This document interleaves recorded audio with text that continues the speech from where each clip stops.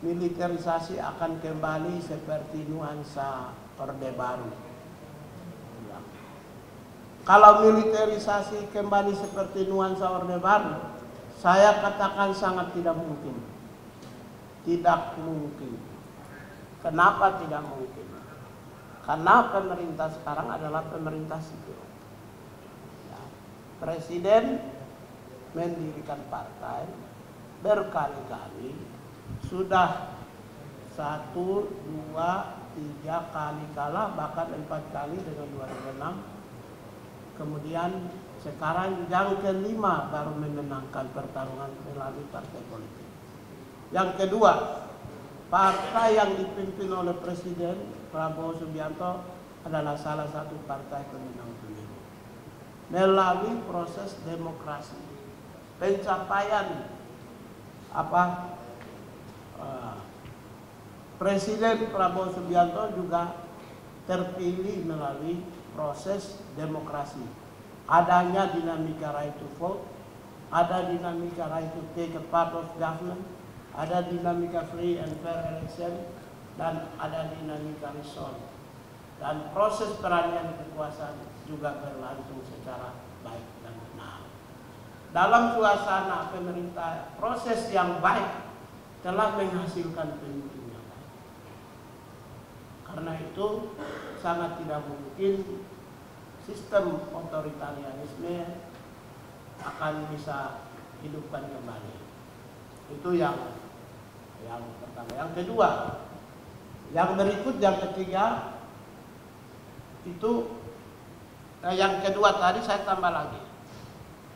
Nah, seluruh wakil menteri, hampir lebih dari 30% wakil menteri adalah kelompok aktivis civil society yang pernah jatuh bangun membangun peradaban demokrasi dan HAM, mengantar reformasi. Ya, saya, Agus Jabo, Budiman Sujatmiko, Nesar Patria, coba cek semua wamen adalah kelompok-kelompok civil society yang jatuh bangun mengantarkan seperti yang sekarang dinikmati oleh generasi bangsa ini, yang kita sedang menikmati dinamika demokrasi yang luar biasa. Oleh karena itu, sepanjang sebagian besar ada di dalam tubuh pemerintah, sangat adalah salah satu jiwa di mana Prabowo mau menitipkan legasi bangsa ini di tangan kepemimpinan sipil. Tidak mungkin di tangan kepemimpinan non sipil. Itu yang pertama ya. Yang kedua, yang ketiga terkait dengan itu.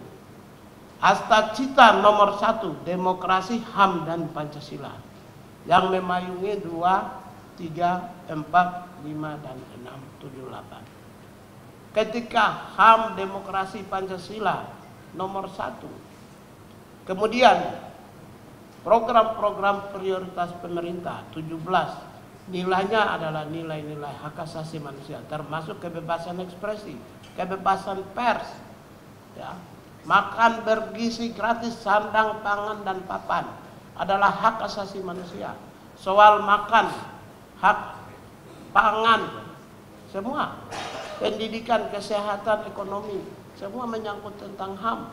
Program-program pemerintah adalah menyangkut tentang pemenuhan kebutuhan HAM bagi warga negara yang sedang diwujud nyatakan secara konkret oleh Presiden Prabowo Subianto melalui berbagai program. Ya, karena itulah maka baik itu dari sipil dan politik juga berjalan. Kemudian ekonomi, sosial, budaya juga beriringan.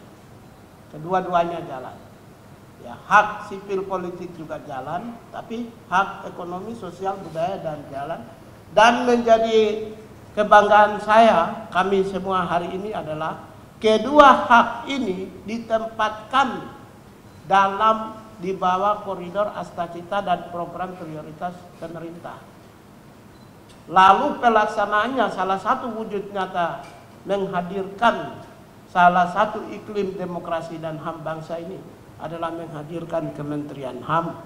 Kementerian HAM adalah satu dari 4 negara di dunia yang punya Kementerian Hak Asasi Manusia. Dalam suasana begini, apakah otoritarianisme? Apakah militerisme? Sangat tidak mungkin. Ya. Penetrasi militer, misalnya dui fungsi ABRI yang berikut. Soal sistem dui fungsi ABRI itu adalah sistem binomial Orde Baru.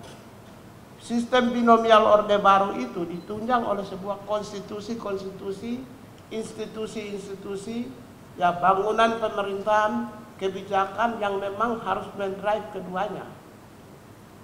Sistem binomial Orde Baru pada masa lampau dilakukan melalui satu sistem politik. Sekarang kita cek sistem politik.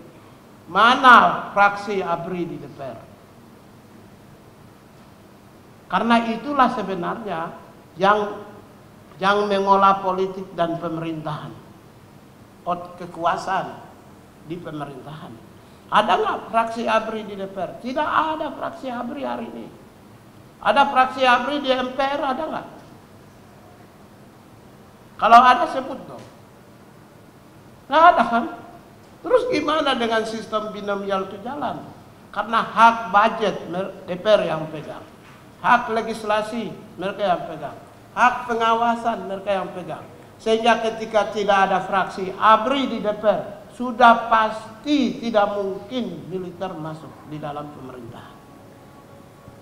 Ketika tidak ada fraksi ABRI di MPR, sudah pasti tidak mungkin terjadi pergeseran otoritarianisme dalam perubahan konstitusi nasional.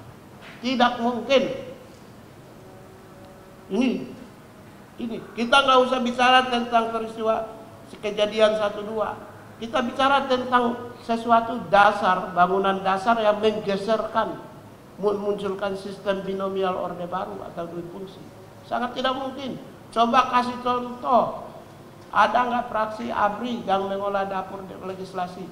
Ada fraksi ABRI di DPR yang mengatur anggaran? Ada fraksi ABRI di DPR yang melakukan pengawasan pembangunan? Kan tidak ada. Ya, DPR RI itu hari ini penguasa negara dipimpin oleh semua ketua umum partai politik di Republik ini. Karena itu sangat tidak mungkin ketika semua ketua umum partai politik di Republik ini tidak menginginkan, maka sangat tidak mungkin